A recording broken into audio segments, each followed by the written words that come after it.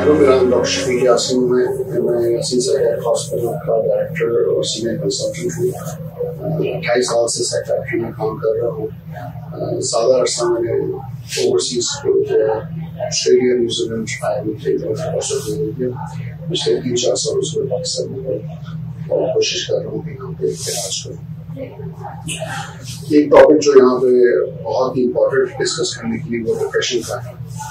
اور جب سے میں ادھر آیا ہوں میں نے دیکھا ہے کہ ڈپریشن تو پہلے ہی تھا پاکستان میں، لیکن یہ ساتھ ساتھ وقت کے ساتھ ساتھ مزید بڑھتا چلا جا رہا ہے. آج کل کے جو پولیٹیکل اکنامکل حالات ہیں اور اس سے پہلے کووڈ کے حالات پوری دنیا میں گزرے اور جس سے بہت لوگ متاثر ہوئے، اس کی وجہ سے ڈپریشن جو ہے آئی تھنک بہت زیادہ اوپر کی طرف چلا گیا. تو میں چاہ رہا تھا کہ ڈپریشن پہ تھوڑی باتیں کروں. ڈپریشن کو سمجھنے کے لیے ضروری ہے کہ ایک تو یہ کہ آدمی اور عورت ان میں فرق ہے ڈپریشن کی پریویلنس کے حوالے سے. اگر دیکھا جائے تو ایوریج 100 میں سے 3 یا 4 آدمیوں کو ڈپریشن ہوتا ہے تو 7 سے 8 عورتوں کو ڈپریشن ہوتا ہے. تو چانسز عورتوں میں ڈپریشن ہونے کی زیادہ ہے میلز کے کمپیرزن میں. دوسرا یہ کہ علامات کا سمجھنا بڑا ضروری ہے، کیونکہ اگر ہم سمجھیں گے علامات کو تو پھر ڈاکٹر کو رجوع کریں گے اور پھر ٹریٹمنٹ لیں گے. ڈپریشن میں مایوسی تو بہت کامن سمٹم ہے، لیکن اس کے ساتھ ساتھ دل نہیں چاہنا، لوگوں سے بات کرنے کا، کام پہ جانے کا، الگ سے رہنا، وڈرا ہو جانا، یہ فیل ہونا کہ بالکل انرجی نہیں ہے، آپ کمزور محسوس کرتے ہیں، کانسنٹریٹ کرنا مشکل ہو جاتا ہے، فوکس کرنا مشکل ہو جاتا ہے. اور جب آپ فوکس اور کانسنٹریٹ سے نہیں کر سکتے، دھیان نہیں لگتا کچھ چیزوں میں، تو آپ کی یادداشت پہ فرق آتا ہے، کیونکہ آپ کی رجسٹریشن جو ہے میموری کی اس کا ڈائریکٹ تعلق آپ کے دھیان سے ہے.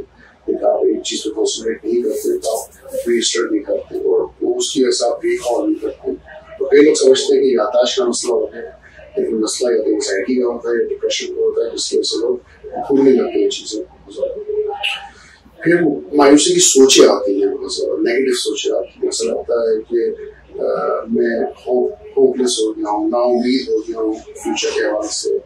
اپنے پاس کو دیکھ کر انسان گلٹ فیل کرتا ہے کہ میں نے یہ فیصلے کیوں کیے، ایسا کیوں کیا. پیسمسٹک ہو جاتا ہے، جس کا مطلب ہے کہ نیگیٹو سوچ رہا ہوتا ہے کہ میں یہ چیز غلط کروں گا، یہ چیز صحیح نہیں کروں گا.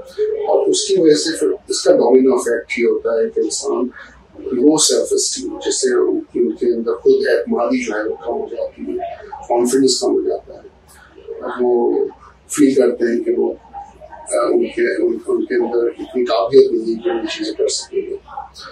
اور اس کا افیکٹ جو ہے ڈائریکٹ ان کے کام پہ پڑتا ہے، ریلیشن شپ پہ پڑتا ہے. کئی لوگ اتنے نا امید ہو جاتے ہیں کہ خوشی خیالات آنے لگتی ہیں، اور کئی لوگ نہ صرف سوچتے ہیں بلکہ ان پہ عمل بھی کر لیتے ہیں. جو ہم برابر پڑھتے ہیں ٹی وی پہ آتا ہے تو خوشی کا ریٹ آپ کو پتا ہے بہت بڑھتا چلا جاتا ہے. تو خوشی کا بہت گہرا تعلق سیویئر ڈپریشن کے ساتھ.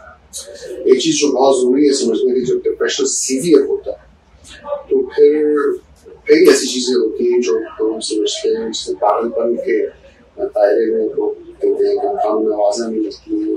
لوگ یہ سوچتے ہیں کہ لوگ میرے خلاف ہیں، میرے دشمن ہیں، میرے بارے میں باتیں کر رہے ہیں، میں چاہ رہا ہوں میری طرف دیکھ رہے ہیں، مجھے نیگیٹو انداز میں دیکھ رہے ہیں. تو یہ سب چیزیں بھی ڈپریشن کا حصہ ہوتی ہیں، سیویئر ڈپریشن کا حصہ ہوتی ہیں. اور بہت کامن علامات میں پھر یہ ہے کہ نیند کا اڑ جانا اور بھوک کم ہونا. بھوک کم ہوتی ہے تو کوئی فصل گرتا ہے. اور نیند کے حوالے سے ایک چیز میں کامن یہ بتانا چاہوں گا کہ نیند کے 3 حصے ہوتے ہیں.